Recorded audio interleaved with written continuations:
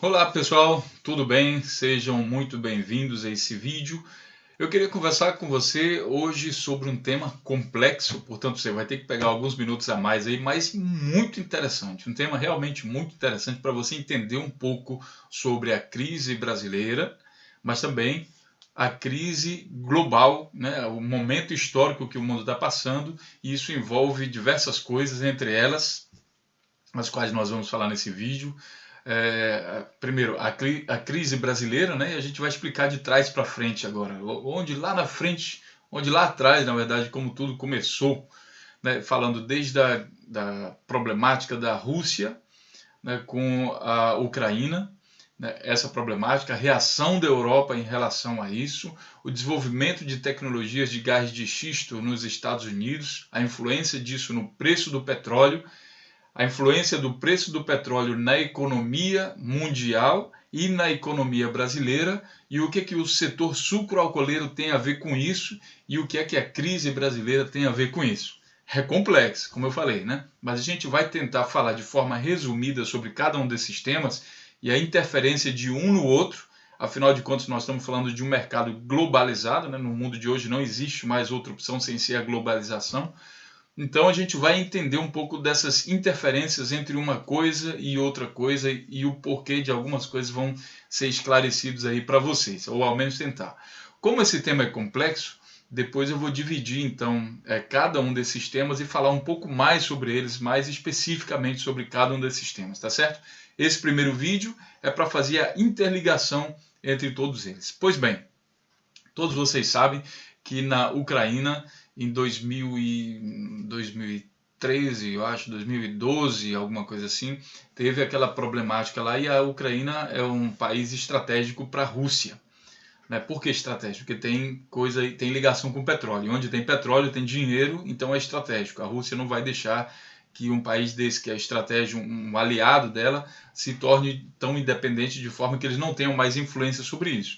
Bom, existiu um movimento na Ucrânia que tendia a levar a Ucrânia, digamos assim, a direção da Ucrânia mais para o lado da Europa. E Europa e Rússia não são necessariamente os melhores amigos. Eles convivem juntos, mas não são os melhores amigos. Tá? Então, a Ucrânia estava tendendo que meio para a Rússia. Então, houve um movimento lá dentro, né? E daí houve um movimento separatista, inclusive, na hora que teve uma parte da Ucrânia que quis vir em direção à Europa, digamos assim, a direção política da Europa. Então, houve um movimento ali separatista de muitas pessoas que vivem, que são descendentes dos russos, né? E daí esse povo era contra isso. Então isso desencadeou numa guerra civil lá na Ucrânia que até hoje ainda não resolveu, hoje 2015, né? E pronto. De repente os separatistas, né, que eram pró-Rússia, né, existem os pró-Europa e o pró-Rússia. Os pró-Rússias começaram a aparecer com um armamento muito pesado, né? E daí a origem disso, logicamente, que se atribui à Rússia. A Rússia armou esse pessoal pró-separatista e daí eles começaram essa verdadeira guerra civil dentro da Europa. A Europa, como reação, o que fez? Começou a sancionar a Rússia, dizendo para ela, se você não parar com isso, nós vamos sancionar economicamente. E daí a Europa quis fazer o quê? A Rússia vive de venda de petróleo, de venda de gás para a Europa e para alguns outros países. Então a Europa disse, olha, se você não acabar com isso, nós vamos então vamos parar de comprar coisas de você, petróleo e gás, principalmente gás, né? Mas como a Europa pode parar de comprar gás da Rússia se a Europa necessita desse gás? Aquecimento de casas, mesmo como combustível de algumas termoelétricas. Então, assim, é muito difícil fazer esse processo. Então, aquele negócio fica ali se enrolando. Ó, nós vamos fazer, não, não vamos. Cuidado, Rússia, nós estamos te avisando. E daí, em paralelo a isso, os Estados Unidos estava desenvolvendo a tecnologia de extração de gás de xisto, né, que é uma tecnologia que visa tirar gás natural de baixo, que estão guardados aí, digamos assim, em rochas, normalmente muito profundo abaixo do solo. Então, a tecnologia para a extração desse gás é muito complexa. Só que os Estados Unidos investiram muito dinheiro para desenvolver essa tecnologia e conseguiram. Né? E ao conseguir, eles têm uma reserva de gás de xisto, talvez a maior do mundo, né? Ou pelo menos uma das maiores do mundo, aí junto com a Rússia também. Só que aí o que acontece? Quando os Estados Unidos começa a extrair grandes quantidades disso, eles começaram a ganhar muito dinheiro com isso. Por quê? Aí vem o petróleo. O preço do petróleo estava lá em cima, né? Tava todo mundo, a OPEP lá do Oriente Médio, ganhando muito dinheiro com o petróleo e estava lá em cima. De repente aparece um novo ator no cenário e diz, opa, estou vendendo mais barato. E começou a vender muito e ganhar muito dinheiro com isso. Estados Unidos e Europa são aliados, lógico. Então os Estados Unidos olha para a Europa e diz, olha, pode sancionar a Rússia, porque nós temos gás aqui suficiente para abastecer vocês, não tem problema. Aí a Rússia se confiando, a Europa se confiando nisso, faz o quê? Então, beleza, vamos sancionar a Rússia. Aí sanciona a Rússia. Deixa de comprar gás da Rússia. Diminui a compra de petróleo, diminui a dependência. E aí os Estados Unidos ficam numa boa porque começa a fornecer.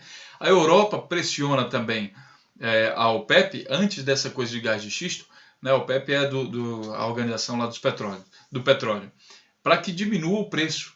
Né? Então baixou o preço em decorrência disso. Né, para prejudicar a Rússia, porque a Rússia ia deixar de ganhar dinheiro com a venda de petróleo. E eles queriam quebrar a economia da Rússia, a Europa. Né? Então, baixa o preço do petróleo. Só que, paralelo, os Estados Unidos desenvolvem a tecnologia de extração de gás de xisto. Aí o que acontece? A OPEP começa a perceber o seguinte, além dessa problemática com a Rússia, vieram agora novos atores, os americanos estão ganhando mais dinheiro. Então, o pessoal da OPEP, para tentar quebrar também as empresas americanas que estavam vendendo mais baratos, baixaram o preço do petróleo. E aí baixou o preço do petróleo a nível global. Tá? Então é uma guerra, essa coisa do petróleo é uma guerra que existe, que tem ligação do Oriente Médio, Estados Unidos e Rússia. E Europa, logicamente. É uma briga comercial global. Isso existe, isso hoje em 2015 é bastante atual e é uma problemática que vai se estender por vários anos. Porque é o seguinte, a OPEP quer aumentar o preço do petróleo para, por exemplo, ganhar mais dinheiro com isso. Mas os Estados Unidos agora têm bastante quantidade de gás natural. E daí eles conseguem influenciar no preço do mercado. Então, não vai ter mais como a OPEP aumentar o preço do petróleo sem falar com os americanos. Então, a coisa está meio interligada. Só que os americanos não vão aumentar agora o preço do petróleo por causa da Rússia.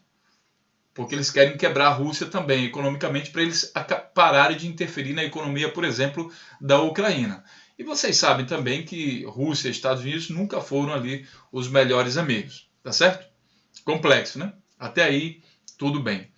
No meio desse cenário, os países que vivem da venda de petróleo, como por exemplo é a Angola, começam a ganhar muito menos dinheiro, porque o preço do petróleo está lá embaixo. Né? E outros países que também vivem da venda de petróleo, como Kuwait, todo esse pessoal começa a ganhar muito menos dinheiro. Então começa um movimento a nível global de países que começam a quebrar, porque não tem mais como vender petróleo. Ou seja, a venda de petróleo se tornou agora uma coisa que não dá mais tanto dinheiro assim. Temos a Venezuela, temos o Kuwait, tem o Iraque e uma série de outros países. Continua sendo explorado, continua dando dinheiro, lógico, mas não mais com aquela lucratividade toda que permitia os caras fazer o que quisessem. Né? Os sheiks lá, esbanjar dinheiro, já não dá mais para fazer aquela farra toda. O problema é que países como Angola, e aí meus amigos angolanos estão me escutando também, vivem justamente da venda de petróleo. A economia quase toda é baseada na venda de petróleo. Aí é um problema grande. Então Angola hoje, em outubro de 2015, está passando por uma crise, né, porque o governo não consegue mais investir a quantidade de dinheiro que investia antes. Bom, problema para Angola, não vai ser fácil de resolver isso. A crise global deve se instalar cada vez mais. Em cima disso, a China também está passando por um problema, uma crise forte, que também não deve ser resolvida nos próximos tempos, nos próximos anos. Ou seja, se aproxima do planeta uma crise muito forte.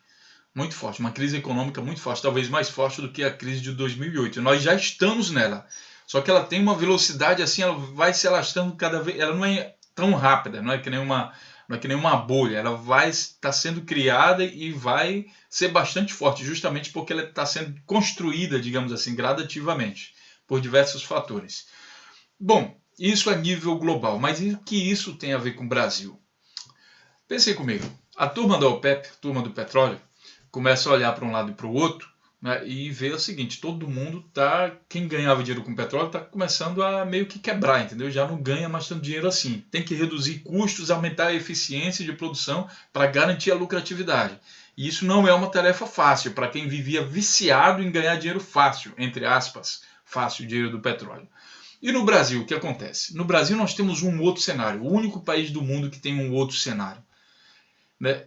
Todo mundo olha para um lado e para o outro e está todo mundo perdendo dinheiro. Agora vamos ao Brasil. No Brasil, o mundo já passou antes uma crise com petróleo, só que nessa crise de petróleo eles aumentaram, o preço do petróleo disparou, foi lá para cima. Então o que aconteceu? O Brasil desenvolveu um programa, o Proálcool, que era para justamente ter uma alternativa ao aumento de preço do petróleo, que todo mundo dizia que petróleo vai acabar um dia, que não sei o que mais. Então o Brasil saiu na frente e naquele tempo foi motivo de orgulho. Inclusive no governo Lula também foi estimulado fortemente o desenvolvimento do setor sucroalcooleiro. Então assim, setor sucroalcooleiro no Brasil, produtor de etanol, né, para combustível de automóveis, desenvolveu aí o etanol em larga escala. Boa parte de São Paulo vive também do setor sucroalcooleiro, o Nordeste brasileiro aí com destaque para Pernambuco, Bahia e outros estados aí também tem uma forte indústria do setor sucroalcooleiro. Então a importância do setor sucroalcooleiro para o Brasil é muito grande, é gigante na verdade.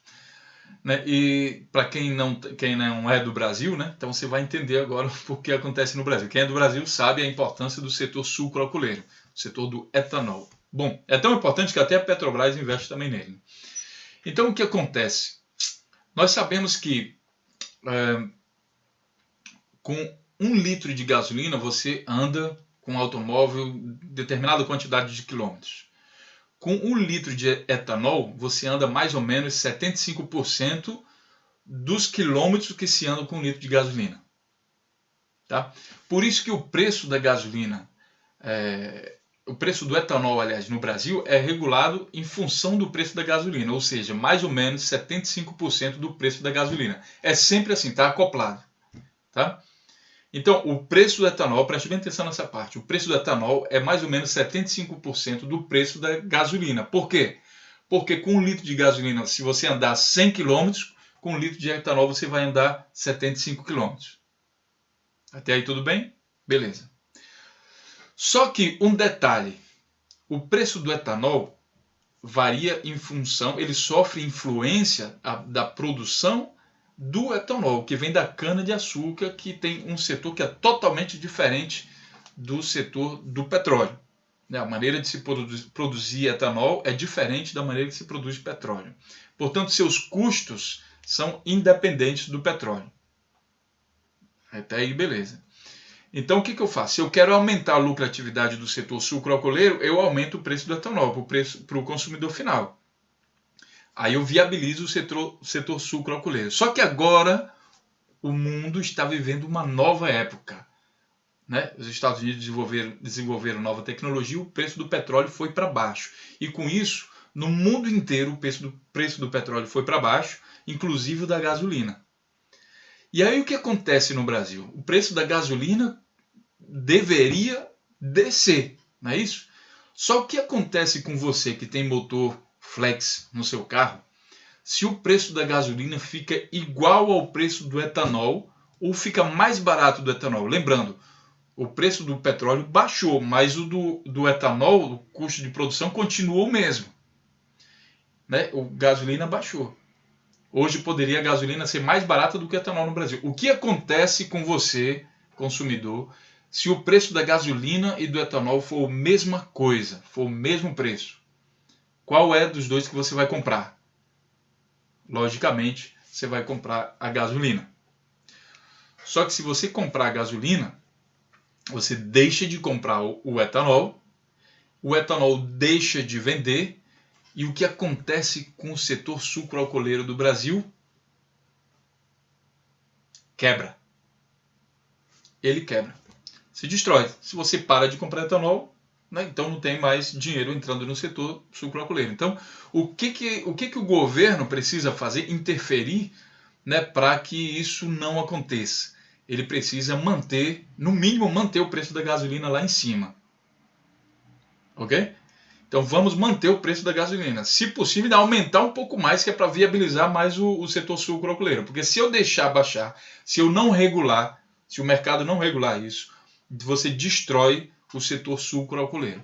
E aí nós temos na economia duas mentes, aí, duas tendências, né? Que é o Hayek, né, ele acha que o preço do mercado deve ser livre, né? E temos uma série de pessoas que seguem essa tendência aí, né, que acha que o mercado deve se regular, né? E tem o Keynes, que acha que o governo deve orquestrar isso daí, deve liberar acima de um certo modo, mas ele deve orquestrar. Então, o que aconteceria se o Brasil fosse na filosofia do Hayek? Preço livre, o mercado se regula. Ele não seguraria o preço da gasolina, do petróleo, e deixa se lascar para lá. O setor sucroalcooleiro quebra completo e o Brasil entra numa crise profunda, nesse exemplo.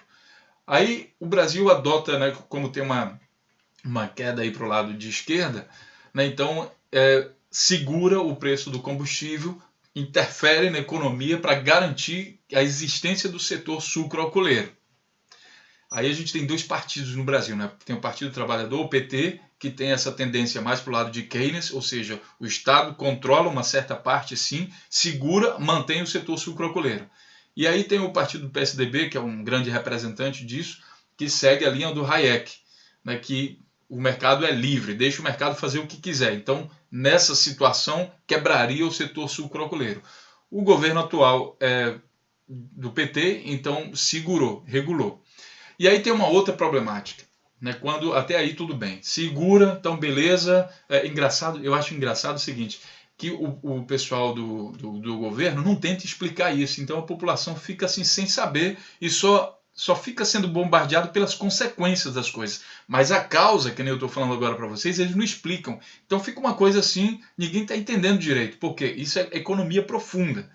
Então é preciso explicar isso para a população. Mas eu estou aqui tentando, como engenheiro, explicar um pouco desse cenário. Afinal de contas, a gente trabalha também na área de biogás, e biogás também é energia.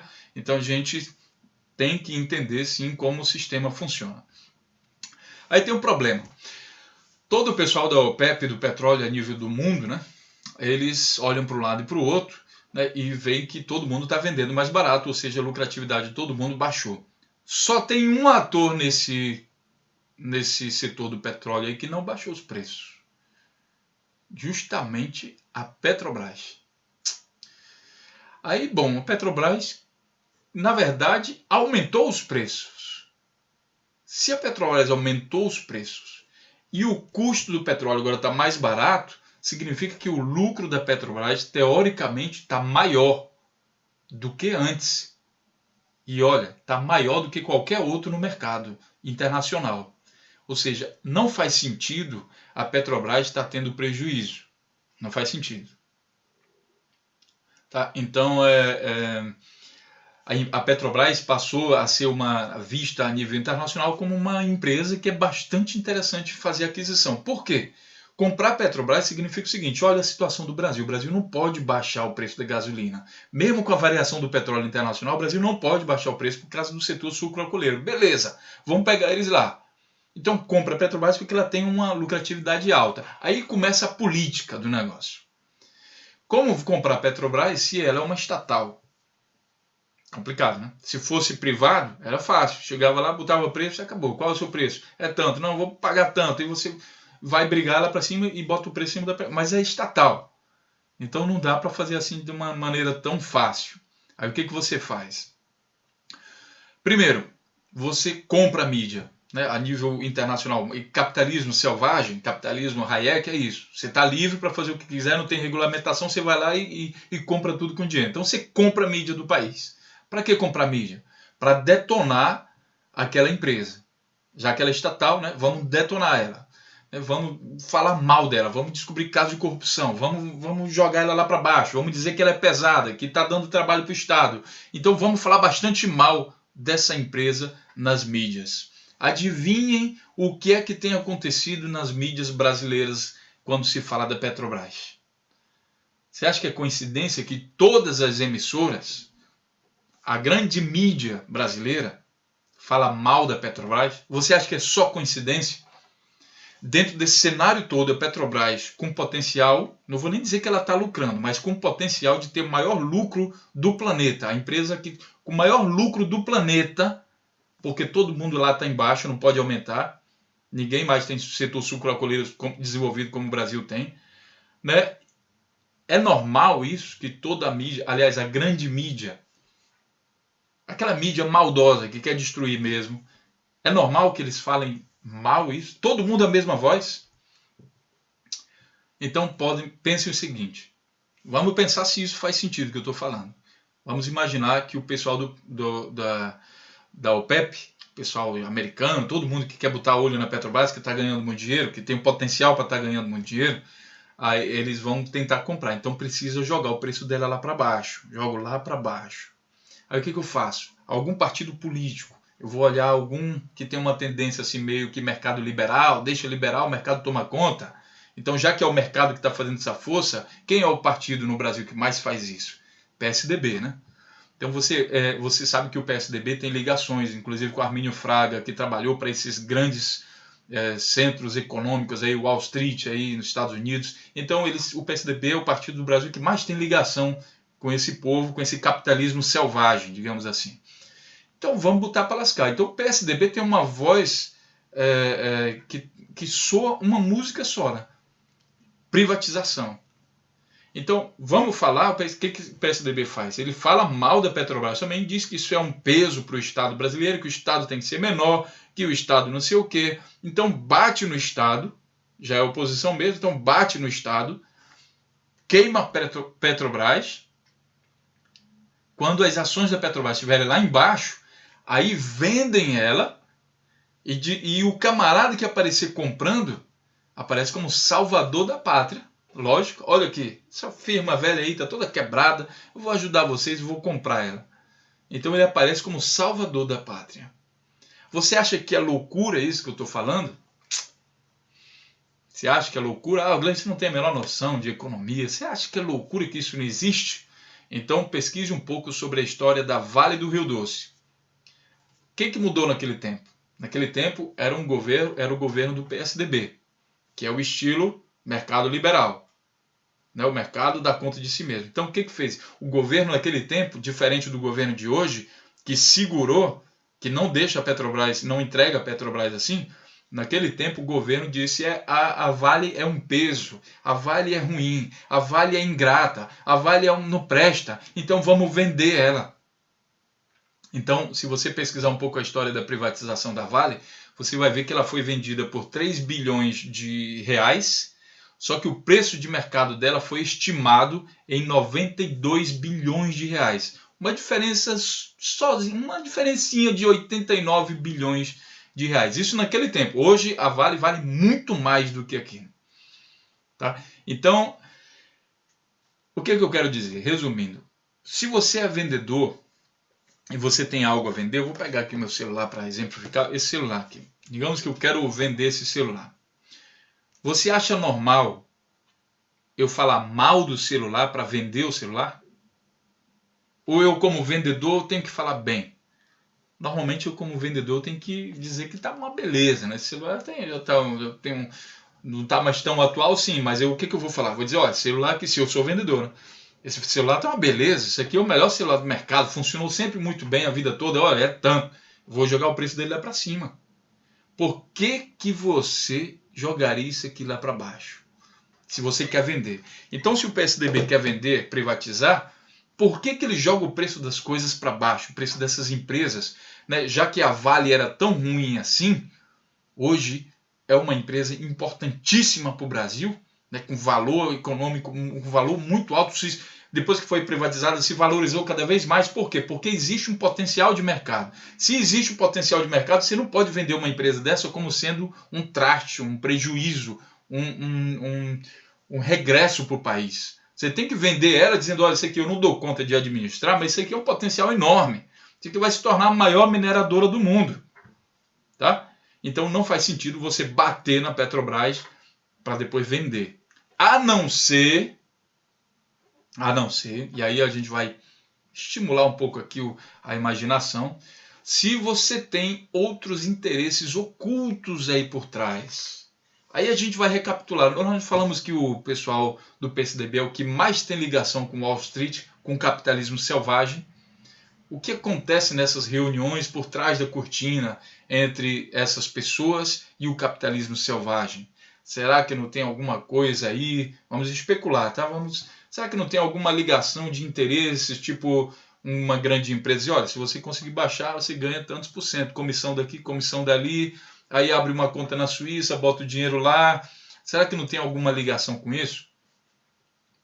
Então, pessoal, isso é para ativar um pouco o pensamento de vocês em relação a essa globalização, né? Nós sabemos, né, que essa crise que está no mundo global, ela é global, ela não é só do Brasil. Só que a consequência no Brasil é isso. Tá? Então, por um lado, isso é bom, por outro lado, é ruim. Tá? O preço do petróleo no Brasil não deve baixar, apesar do no mundo todo, pode botar o preço que for, mas no Brasil, se baixar, você quebra o setor sucroalcooleiro, porque o etanol ele é vendido para automóveis, então se você tem outra alternativa mais barata para automóvel, você vai quebrar o etanol, e isso dificilmente no Brasil pode acontecer.